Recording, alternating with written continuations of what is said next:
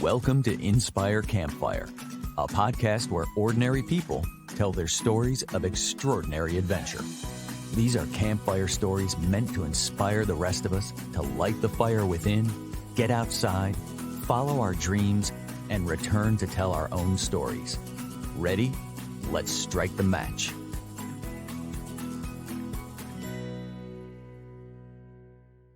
Welcome to the show. I'm your host, Scott Wurzbacher, and today we're going to take an adventure through the mountains and national parks of the Pacific Northwest, where awe is everywhere you look. There's so much natural beauty to see in the Western United States, and our national park system does a great job of both preserving and providing access to it. My own family and I have a goal to try to hit all of the U.S. national parks in our lifetime, which is why I am so excited to talk with today's guest, who has already hit so many of them, and he's done it in an epic way. I have with me Andrew Kicinski, a data analyst from Alexandria, Virginia. Andrew has a passion for travel and adventure. He has hiked and backpacked extensively throughout the U.S., checking off 36 national parks and 26 state high points to date. After returning from 2021 trips to Mount Whitney, California, and peaks in the San Juan National Forest, Colorado, Andrew felt compelled to expedite his adventure goals and embark on an epic journey. So after months of meticulous planning, Andrew and his wife, Lindsey, and their dog, Kona, packed up their Subaru Outback and set off on a 6-month, 19,000-mile road trip.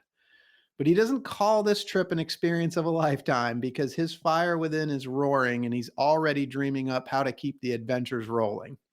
But before we go to the next adventure, let's talk about this one that you just got back from. Andrew, my friend, welcome to the campfire. Thank you, Scott, for having me join the show. Yeah, man, I'm so excited. You literally just got back from this 6-month adventure, I think a month ago. Yep, returned at the end of September. Yeah, so it's fresh on your mind. Let's start with how are you doing with the re-entry? What's it like coming back from such an epic trip and getting back into so-called real life? It hasn't been too hard. I got back and had a few days before I had to return to work. And that weekend before returning to work, I actually did an adventure race in Virginia, where I'm from. So it was kind of one last hurrah before having to get back to the office and to the day job. So Amazing. So you had to just pack one more thing in when you got back before you got back to it. That's so cool. What that's what right. was the adventure race? It's a combination race of trail running, mountain biking, paddling, and route finding. So you show up the morning of the race, and they give you the map that morning, and you have to navigate the course, finding checkpoints along the way. And I did the 10-hour course, and it was a lot of fun. Wow, man, that might be another podcast episode in itself. We're gonna have to circle back to that one. That sounds super cool. Well, Andrew, just tell us a little bit about you and your family, and just kind of set some context for listeners. Who is Andrew? Sure, I'm from Alexandria, Virginia. Born here, raised here. When I finished school, I came back to Arlington and settled in Alexandria and have been living here since. Lindsey and I married 3 years ago and got our dog just before the pandemic. So she's a pandemic puppy, and settled into a job here, got a rhythm going. But growing up, I always had an interest in the outdoors and adventures, backpacking, hiking, cycling. So I always made time for doing a trip or two every year in the summer, particularly, but also winter trips to go snowboarding. And then this year, just thought we'd step it up a little bit and go on this epic adventure to the Pacific Northwest and to Alaska. Yeah. So, in your intro, we said Andrew felt compelled to expedite his adventure goals and embark on an epic journey. So you'd been to Mount Whitney, you'd been to San Juan National Forest. What was it for you that got you to that kind of made you feel like this? We need to light this fire. We need to expedite things. Yeah, I think it was a combination of factors, but it all probably started. with our canceled trips from 2020, Mm, the first year of the pandemic, just, hanging out at home and not getting to do the trips that we love. Whitney was planned for 2020 and we canceled that. We canceled a Colorado trip. And then we got to do those trips in 2021 and coming back from them and just having, great memories and having so many more things on our list that we wanted to still accomplish. And I follow a couple people on social media who are based in the Pacific Northwest, and they're always posting about the Cascade volcanoes, and it just seemed like a really awesome place that I wanted to visit and dedicate a lot of time to exploring. yeah.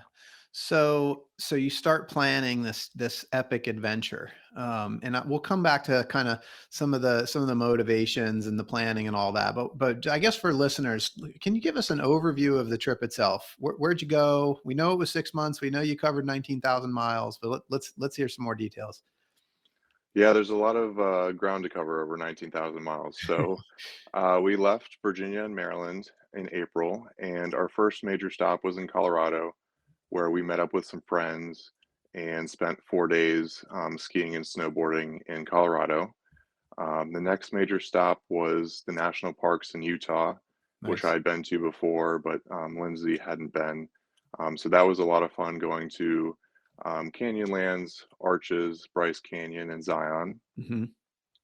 From there, we did California and saw friends in San Francisco and climbed Mount Shasta in Northern California.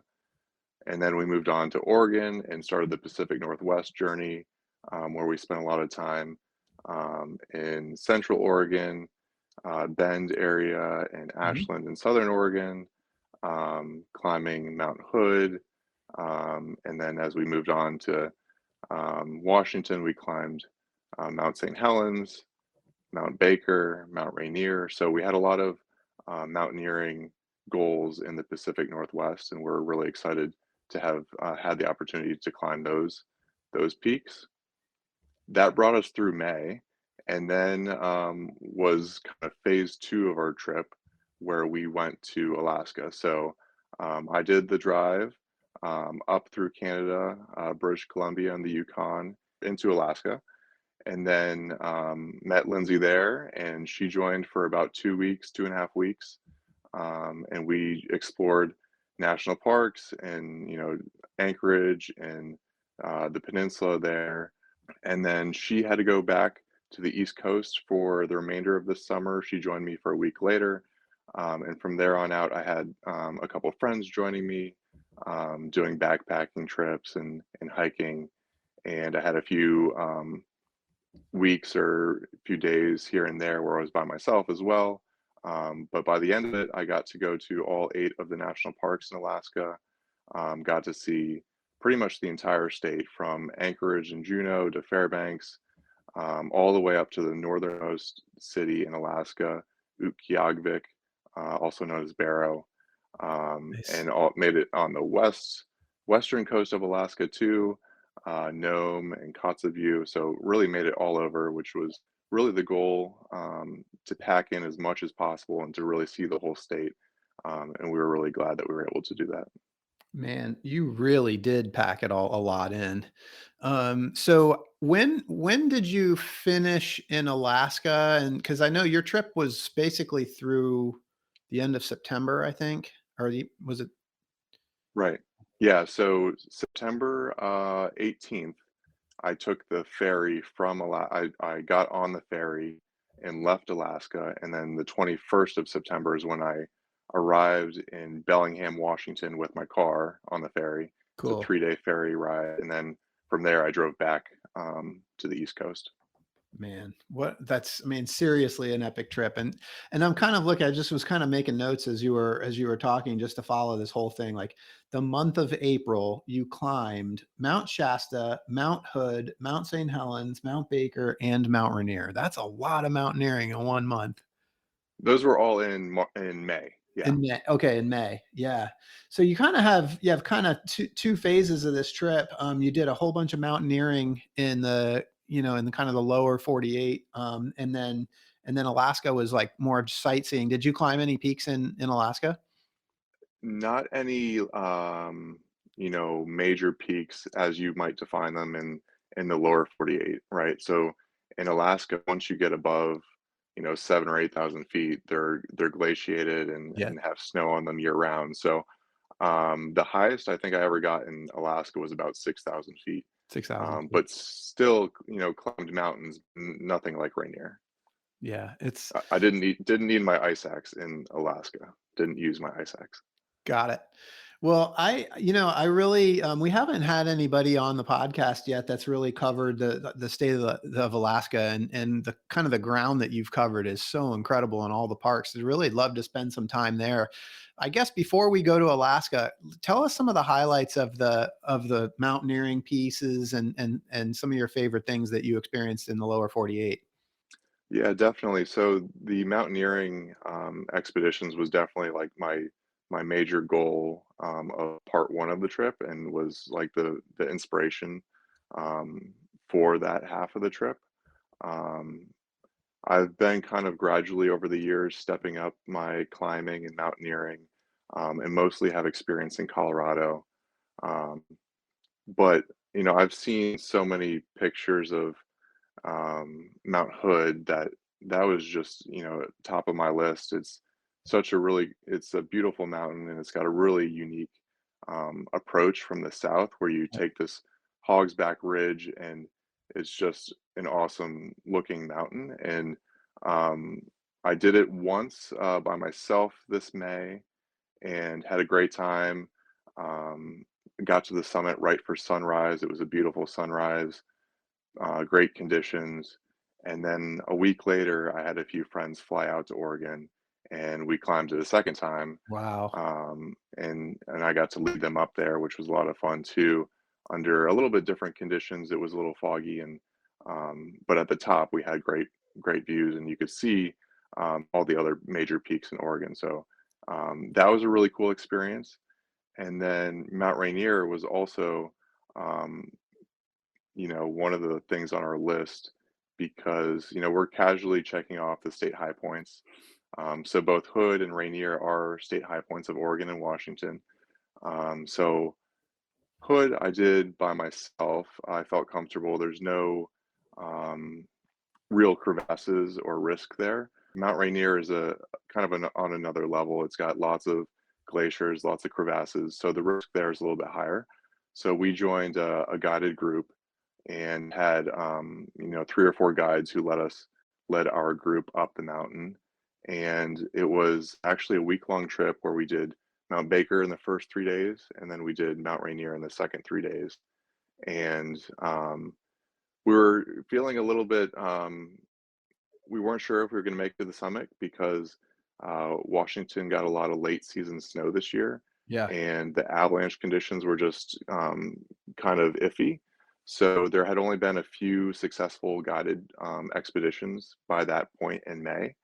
Out of the 30 or 40 attempts, there had only been 2 successes.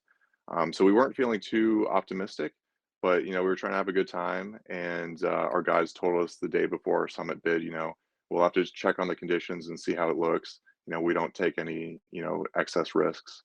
But turns out the summit bid day was perfect weather, and we got up there and made it all the way to the top. And so that was just extra special to be able to get there when so many people hadn't had that fortune this season. Hey everyone, it's Scott here. This podcast is a passion project for me because I absolutely love adventure. And it's thanks to the effort of my residential real estate team here in Charlotte, North Carolina, that many of you know as the W Realty Group, that this podcast gets funded.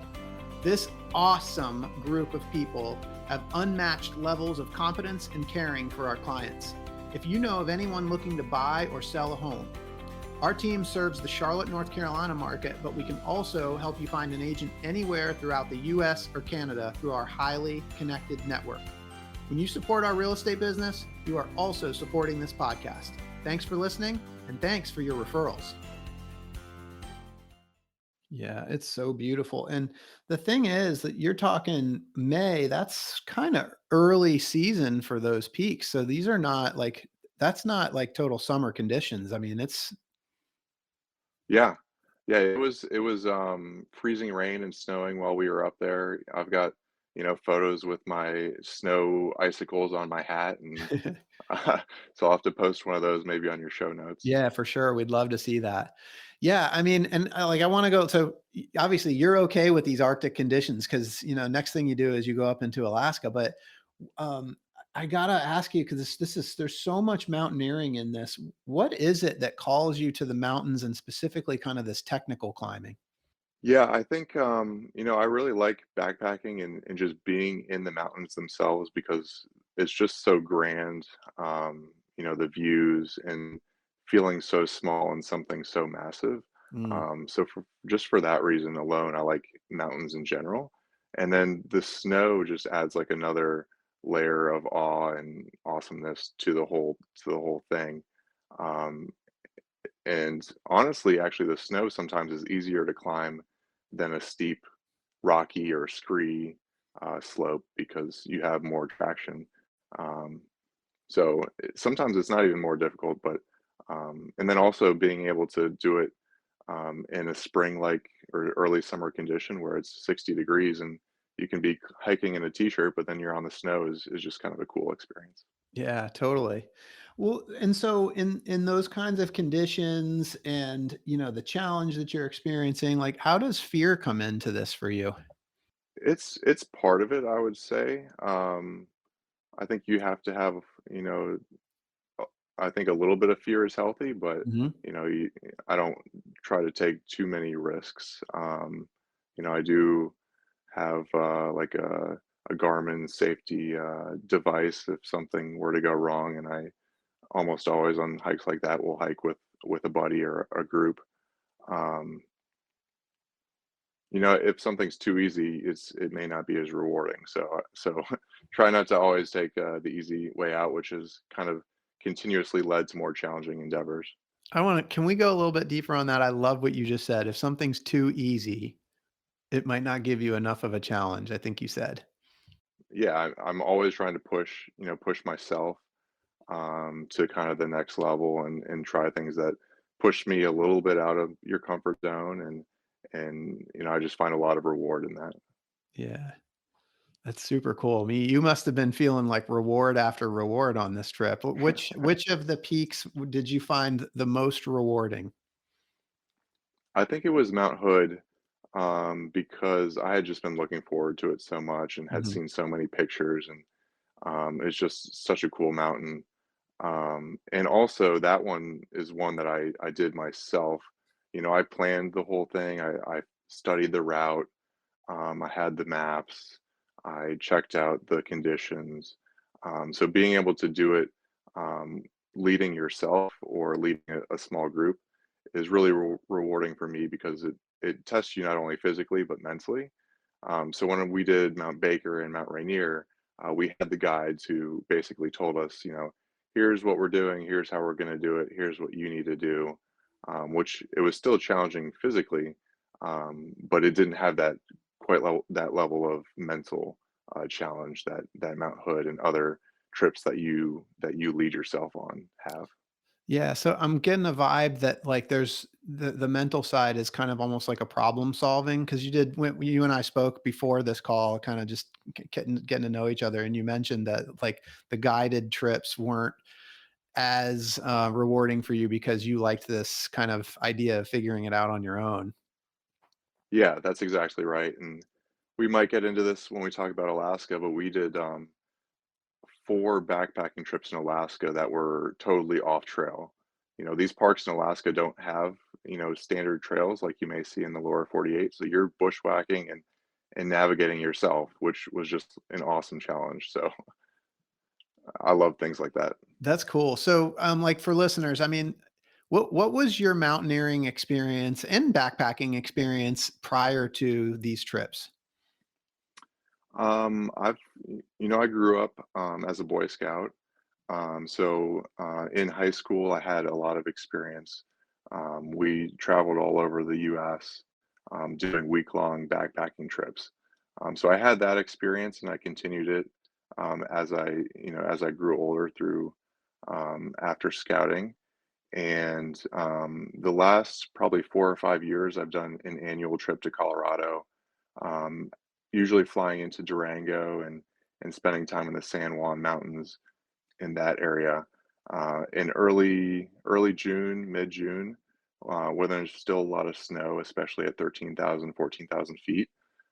So climbing those mountains, um, we use ice axe and crampons, and we don't rope up there because there's no glaciers or crevasses. Mhm. And but that just has been a really great intro into mountaineering.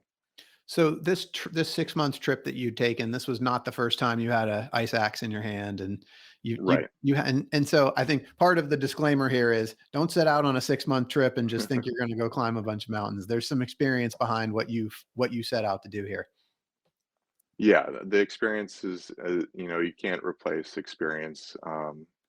So, I went out with a friend those first couple years and we, built up our skills together, practicing self-arrest where you slide down a hill and use your ice axe to stop your fall. Do that on, a slope that is gentle and you can see where it ends and practice your technique there so that if you ever have to use it, you have that practice and experience. Yeah, man, that's epic stuff. And the thing about those mountains, and especially with the snow, like we talk on this podcast a lot about one of my favorite words, which is awe. And one of my favorite dictionary definitions of awe is this feeling of reverential respect mixed with fear and wonder. And I just got to believe that you were just experiencing lots of moments of awe while you're out there. Yeah, absolutely. There's lots of moments. It's not every hike. I enjoy hiking and rarely is there a bad hike, but um, certain hikes in particular, whether it be the conditions or, the group that you're with, or you come around a corner and there's just an amazing view, or in particular, one memory I have is we were in Gates of the Arctic National Park in Alaska, and the weather was just crummy all week. It was cloudy and foggy, but I was doing a hike one day, and then all of a sudden there was 5 or 10 minutes where the clouds finally cleared, and you could just see these amazing jagged peaks. Hmm. And moments like that are just amazing and totally awe. Um, you know, you kind of just have to stand there and take it all in. What does that feel like? How do you experience the awe? What does it feel like for you? It's oftentimes just kind of unbelievable how incredible it is. That experience in Gates of the Arctic, um, we took a bush plane that dropped us off there. So we were 100 miles from, any kind of town. And so you're just, in the middle of the wilderness, totally wild. Um, and the clouds finally cleared and you get this amazing view and my jaw just kind of drops and you kind of just have to take it in and you're like, wow, this is what it's about, this is why we do this. um you know it's just amazing. It is kind of that feeling of smallness though, right? Yeah. um yeah, it's huge. Like that's why I love the mountains because they're so big. And um I love when you're doing a backpacking trip and you hike for a couple hours or a day or two and you get to a viewpoint where you can see, I was over there, 5 or 10 or 15 miles away or however so, and you can see that's where I was standing, a couple hours ago or a day ago, and now I'm here and, I walked here or, I made it here, by myself, no aid or assistance, and it's just incredible to be able to cover terrain and in that kind of environment and so big. You being so small and it being so big is it's amazing. Yeah, I'm getting this feeling like it's like this just honestly, there's this feeling of being alive. Hmm. Yeah, when you're on a mountain, especially mountaineering, you feel totally alive, and yeah, there's no better feeling than that. Yeah. I'm curious if you can remember sort of like the first time you experienced that, like that hook to the mountains, maybe that first awe experience, that first feeling of being alive out in nature that kind of set you off on this path. Yeah, that's a good question. There may be one before this, but the first one that comes to mind is when I did Angel's Landing in Zion Okay. National Park.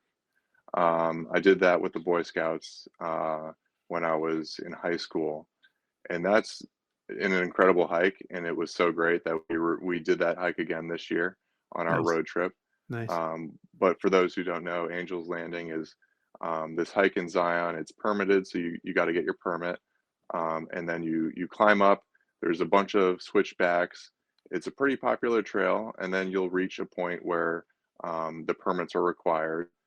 So there's fewer people beyond that point, and it's just this narrow ledge with 1,000-foot drops on the left side and right side, and you've got 4 or 5 foot wide path, and at points there's rock scrambling and a chain link fence that gives you some support. And then eventually you get up to the top, which is just this rock that overlooks the Zion Valley, and it's just incredible. So I think that is the first memory that comes to mind that was kind of that awe experience. And what do you think it was about that hike that triggered this love? We talked about the fear and kind of the challenge, um, and that probably played a big role there because yeah, the cliffs and the drop offs on the sides of Angel's Landing are serious, and you got to be real careful. Um, so I think that played a role. Yeah. And again, like you and I talked a little bit before this call, like I think you and I share like this kind of pragmatic approach to life. And I've got to believe that when you're up there with that kind of danger around you, that you sort of get this laser focus. Hmm. Yeah, yeah. I mean, I like taking photos, so my phone or camera is often out, but you got to be focused. Yeah, no room for error. So, um, but it's easy to focus because you're enjoying it so much. Yeah. Yeah, that's so cool. So, all right. Well, I want to make sure we have enough time to go up into Alaska and talk about the parks up there. So leaving the Pacific Northwest, you got a chance to drive up through Canada. Take us through that journey, and then, man, Alaska is so vast. Yeah. Yeah, so I did the drive, and I think it only took 2 days to get from Seattle to Skagway. Um, it's about 30 hours. So it was some serious uh, long days driving, but it actually wasn't bad because it's so scenic and it was so pretty. And also the long summer days really helped too, not getting dark. Oh, true. Yeah. Um, so the drive wasn't bad, and then the first park we did was Glacier Bay National Park, Okay.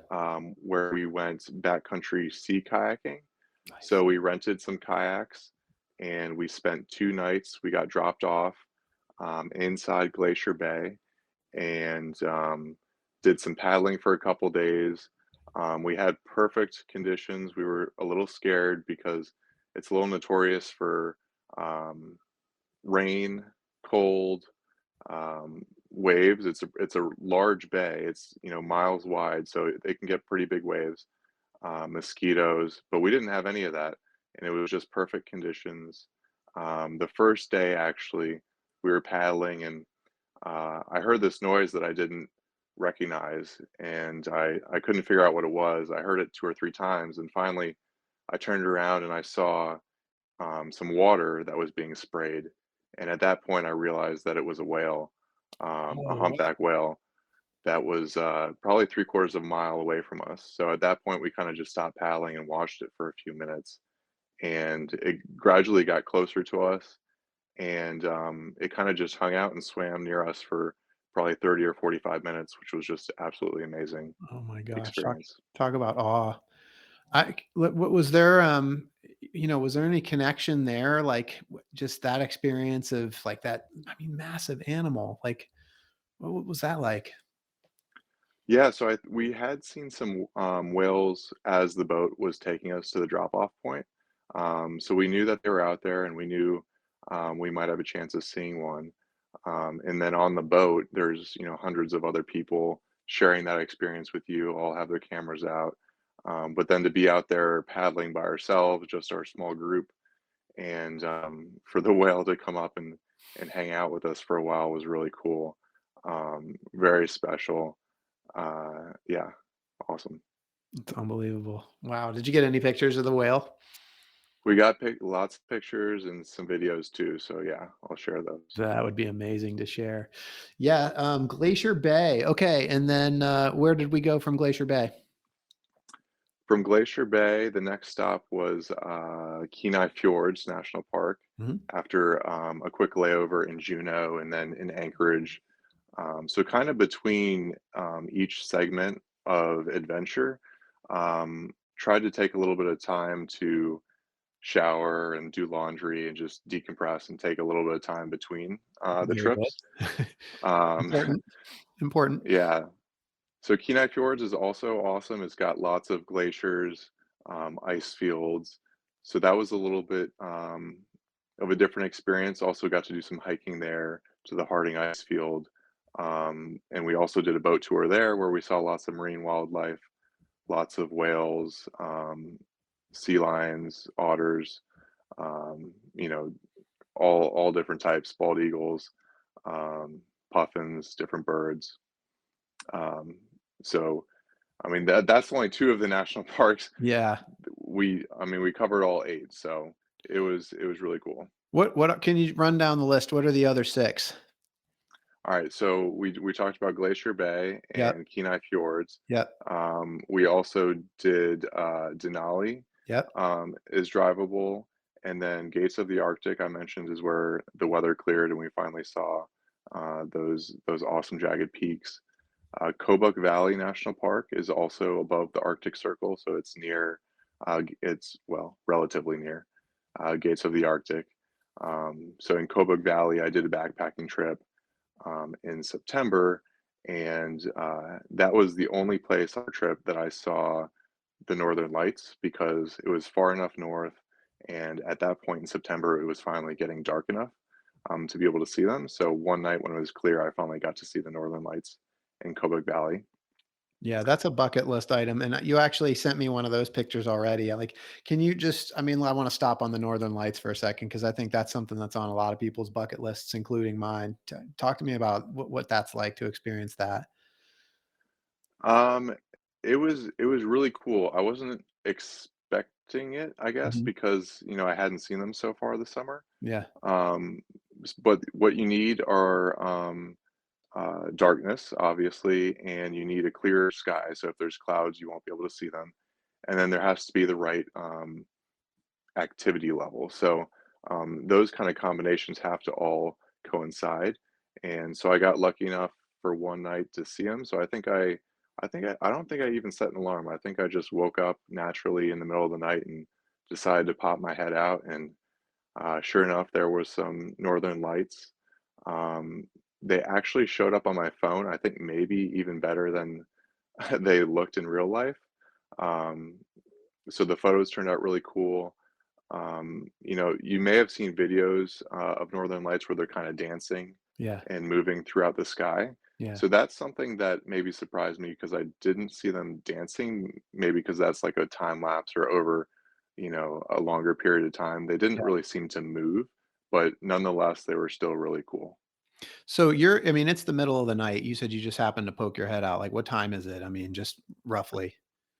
Probably 2 in the morning. Yeah, so you'd already been sleeping, you just kinda woke up and thought to poke your head out the window. I mean, what was that like? Something you'd heard about for a long time and you weren't expecting it. Yeah, I think I actually got up because I heard something, but I guess I was trying to investigate what was out there, but, um, it was just really cool, to be surprised like that and for something unexpected, um, to come out, and, it was a bucket list item for us, so glad that we got to experience that. Yeah, it had to have woken you up, right? Like, did you kinda, like, rub your eyes like, "Oh my gosh, what's going on here?" Yeah, yeah, a little bit. And Yeah, it was really cool too because I was camping on a beach, along the river there. So it was just a really cool scene to have the lights on the river, and the mountains and the trees there too. It was really neat. man, absolutely epic. Okay, so I think we've covered 5 or 6, and I think there's a couple more. Yeah, so Lake Clark is another one. Okay. Lake Clark National Park is just west of Anchorage, like an hour long flight. We did a really cool one-way backpack within Lake Clark. Um, saw these absolutely amazing turquoise lakes that just had the neatest color Yeah. to them, and the mountains there were really epic. We got a lot of solitude, and the flight from Anchorage to Lake Clark was also just extremely beautiful. So, if someone is looking to have a really cool Alaska experience, but they're not comfortable, going into the backcountry and, tackling something like that, you could always do a sightseeing tour. And this is super convenient because it's from Anchorage and it was just absolutely beautiful, the flight. Awesome. Okay. Sweet. Um, and then we also went to Wrangell St. Elias National Park. That was the last one that I went to. So that was mid-September. And um, on the one hand, I was a little bit bummed because I didn't, this is the one place I didn't allocate enough time to. So I only had 2 or 3 days there, which wasn't enough to go backpacking. And it was also at the end of their season. So all the services were shutting down. And we actually got to take a flight on, I think they're the second to last day that the pilots were running flights. But on the plus side, it was absolutely beautiful because the fall colors were starting to come out, Wow. and um, I took the sightseeing tour where there were just different layers on the mountain. The lowest layer being green, and then as you worked up the mountain, it changed, to an orange color and a yellow color and red color, and at the top were snow. So they just got like their first dusting of snow. So all those different colors combined on the mountain, it was just beautiful. Wow. That's amazing. The last one, which we definitely should talk about, is Katmai Yes. National Park. So Katmai is really famous because it's where a lot of the bears go Yep. during the salmon run. So if people are familiar with Bear Week, where the public gets to vote on which bear became the fattest over the summer, this is where those pictures and those bears are from, Katmai National Park. So we were super lucky and got a permit to go stay at Brooks Camp, which is where the bears go. And so we stayed there for 3 nights and got to see all these bears feeding on the salmon, standing above a waterfall, waiting for the salmon to run, and the salmon jump upstream to go back to where they were born to spawn, and the bears try to catch them, as they're swimming upstream. It was just really cool to watch. So we got to make sure that everybody's very clear because you sent me a picture of a bear catching salmon, and it is like national. It's a National Geographic looking shot, but I have confirmed that that was actually taken by you and your camera. That's right. Man, what a cool picture! So I Yeah. want to know what kind of bears are we talking? Are we talking grizzlies? Are we talking brown bear? Yeah, so these are grizzlies, or well, they're brown bears. Okay, The terminology brown bear and grizzlies are kind of, they mean somewhat the same thing. It's just more of a inland versus coastal thing. got it. But we'll call them brown bears. Um, and they get really large. 1,000 pounds for the males. Some of them had cubs, so the cubs typically stick with the mother for 1 to 2 summers.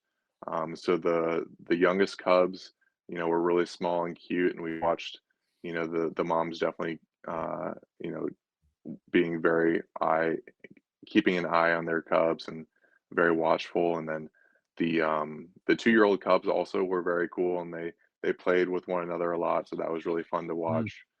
Um, and just also to mention the number of bears, you know, they all go to this spot because it's known for the number of salmon. So they all congregate there.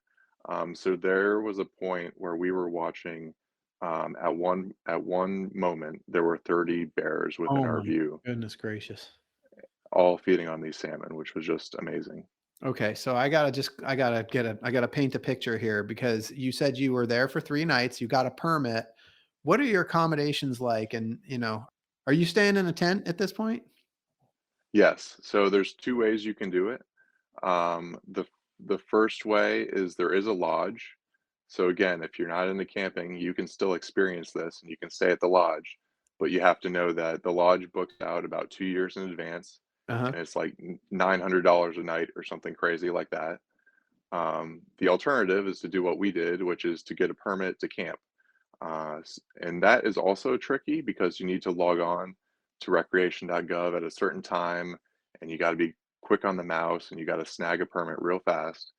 But we were really lucky to do that, and then you get to camp for, you know, $20 or whatever it is.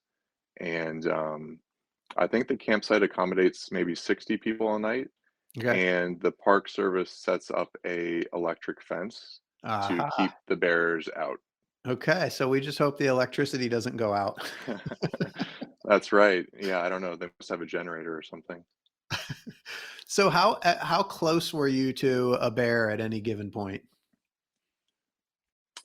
So there's quite a bit of facilities. So like there's a boardwalk um, where the bears are close to you. So when we were on the boardwalk, you know, a bear could walk right underneath the boardwalk. That was pretty common. Um, but then I would say to get to the falls, you have to walk on about a mile long trail. And because, you know, a trail is the easiest path, you know, least resistance, not only do the humans walk on the trail, but the Mhm. bears also walk on the trail. So there were two moments where we were walking, you know, one direction on the trail, and then coming towards us was a bear. Mm. So we, you know, just stepped off the trail probably 30 or 40 feet and let the bear pass. And it kind of just continued on its way. So we're sharing the environment. You're living really amongst the bears, which was just an awesome experience. Wow. Like, "Hey, buddy, not here to hurt Yeah, you, just come on through." What, yeah. so are you carrying bear spray? Is there anything you're doing to kinda keep yourself protected? It's really interesting. You would think that absolutely you would want to carry bear spray, but as soon as you arrive to Brooks Camp, they actually give you a bear school orientation. 'Kay. And they didn't say this, but to me, it felt like basically forget everything you thought you knew about bear safety, because there it's different. So because the bear are so concentrated on the salmon, they really don't mind the people. So the park rangers actually encourage you not to carry bear spray, Okay. um, and they, you know, they're pretty confident. You know, there haven't been any attacks or anything recently, so no need for bear spray. Just, you know, be cautious. Don't bring any food or smellables with you when you're out on the trail. Right. Okay, how about the make a lot of noise as you're walking? Is that still a good one to follow? Yep, that's still a good rule to follow, and also like, you know, walk in groups or, you know, be with a buddy. So Got it. yeah. Oh my gosh, what an I mean, I'm just kind of blown away. I am in awe right now. I'm experiencing awe right now just because of all the stuff that you got to do on this trip between the peaks and the mountaineering and the northern lights and the salmon, the bears. I mean, wow. So one thing I always thought, because I would love to hit all those parks that you hit, and I've looked at the map and I know like kind of how interspersed they are all around the state. And you can't drive from park to park. So can you talk about like transportation? If you wanted to go to Alaska and visit all those parks like you did, how do you get from park to park? Yeah, I think of the 8 national parks, maybe 3 of them are drivable. So the others require a plane or a boat, and usually it's a plane. Um, so there are lots of pilots in Alaska. You know, travel by plane is really common because there's not much of a road system. So it's not only the parks, but to get to a lot of the towns, villages, and cities requires a plane. So there are a lot of private planes that you could charter to get to a park. So that's what I did. I contacted pilots, set up private charters. So I think maybe 3 times I got to fly in a small Cessna or similar type plane that had just me and, you know, my one other companion and the pilot in it. Wow. And you're a planner. So most of this you planned in advance. It doesn't sound like this was a make it up as you go kind of trip. That's right. We had spreadsheets and planning documents and all of that. So we planned it, starting 9 months out and had every last detail. We don't like to fly by the seat of our pants, or we really need to know where we're sleeping every night and not trying to figure that out at the last minute, especially with the flights because the pilots get booked up and yeah, you need to have reservations pretty far out. Yeah.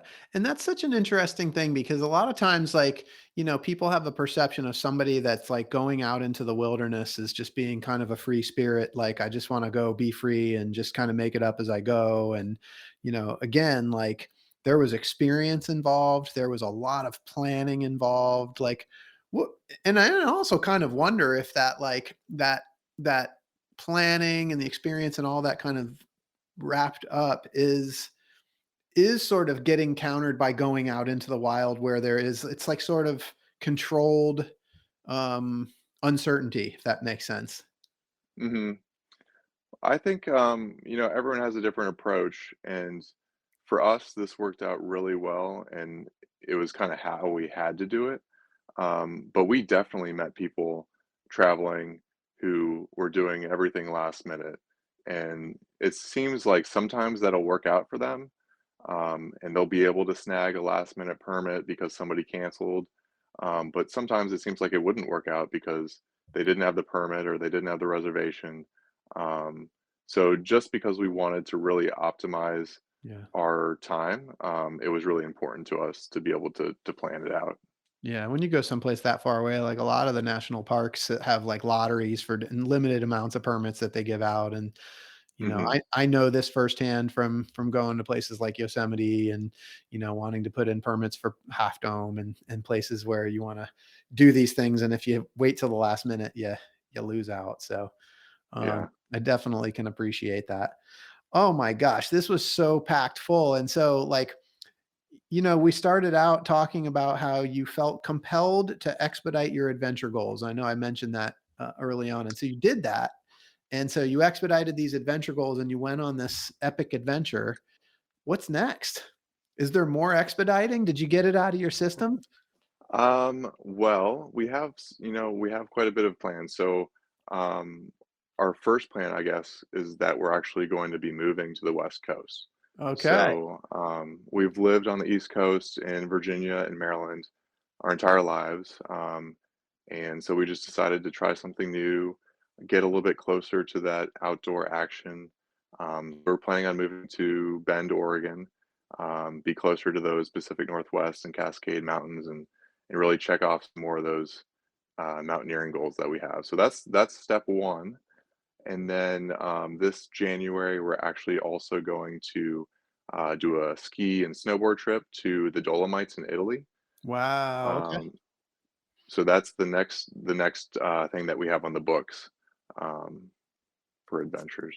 That's amazing. So do you maintain some kind of like a vision board or a list of like a bucket list or anything like that? Yeah, I've got a document where I both keep track of all the hikes and trips that I've done, and also have a list of hikes and backpacking trips and things like that that I want to do. Um, and I haven't fully fleshed it out, but I also thought it would be kind of cool to put together like a 5-year plan. Mm, Like the question, the cliche question you always get asked in an interview, what's your plan for the next 5 years? Well, why can't you do that for like your personal goals too? So yeah. I thought that might be fun, kind of fun to put together, these big adventures. Like we want to go to Patagonia, and we've been reading about this Annapurna circuit in Yeah. Nepal that looked really cool. So like, how could you plan those out over the next couple of years? We might need to figure that out. Man, it's epic. I mean, it sounds like we have several more podcast interviews and episodes to do. So I want to kind of wrap this up. I think I'd like to just sort of have you talk a little bit to the listeners directly. Like if people are kind of interested in this sort of this epic adventure like you took, or maybe they don't have 6 months to be able to block off. Like what advice would you have for people that are listening to this podcast that think what you've done is amazing and they want to go see some of the things that you got to see, what advice would you have for people? Yeah, well, I mean, first of all, I would say just do it. Like, unequivocally, it's going to be so worth it. Like, it's going to be awesome. So definitely prioritize it. When I was planning this trip, my friend had told me, "You're not going to regret doing this." And I thought that was so weird because, of course, I wasn't going to regret it. And in fact, I think I was going to regret if I didn't do it. Yeah. Right?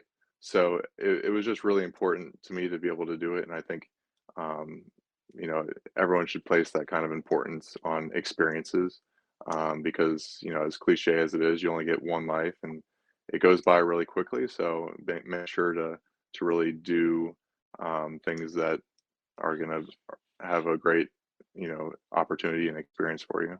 Yeah, absolutely. And of course, that Hollywood's going to pick up on you at some point because you're making all these epic adventures, and they're going to make a movie about you. But I think they're probably going to make multiple movies. There's going to probably be a series about it, the Andrew Kicinski series, because it's going to be like the Alaska series, and then they're going to go to the Dolomites, and then they're going to go to Nepal, and they're going to follow your journey. But I want to know, in this series of movies they're going to make about your life, who's going to be the actor that's going to play you? So I gave this some thought, and the actor who's going to play me is John Krasinski. Yeah, that's so awesome. Do you know what's so funny?